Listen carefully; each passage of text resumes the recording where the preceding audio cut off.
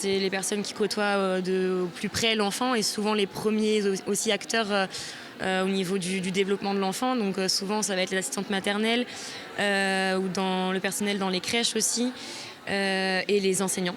L'idée, c'est de leur amener les éléments dont ils ont besoin au quotidien pour repérer les signes d'alerte et pour pouvoir en parler aux parents, alors notamment les professionnels de la petite enfance en crèche, halte garderie, les assistantes maternelles, pour qu'elles puissent être à l'aise et pouvoir en discuter avec les familles et surtout orienter en fait, les enfants et les parents s'ils sont inquiets vers le médecin généraliste.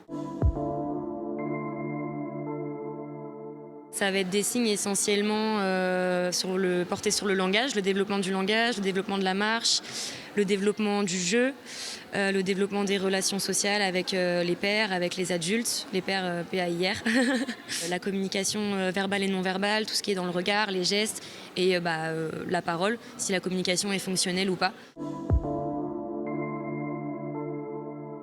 En fait, le cerveau de l'enfant, à cet âge-là, surtout lorsqu'il a moins de 6 ans, est très plastique. En fait, il y a une plasticité cérébrale. Le cerveau, il est malléable.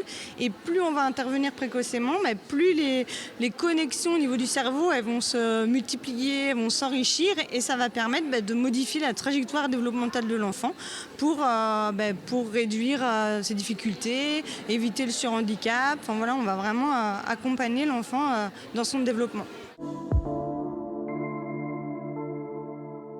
C'est une plateforme de coordination et d'orientation qui intervient auprès des enfants, de leur famille, lorsqu'il y a une suspicion de troubles du neurodéveloppement chez l'enfant. Donc lorsqu'il y a un écart en fait, dans le développement qui est repéré ou des inquiétudes parentales, le médecin généraliste ou le médecin pédiatre, le médecin de la PMI, peut en fait orienter directement à la PCO. Il y a des formulaires en fait, au niveau national qui permettent de cibler les signes d'alerte et puis surtout d'intervenir précocement lorsqu'il y a un écart dans le développement.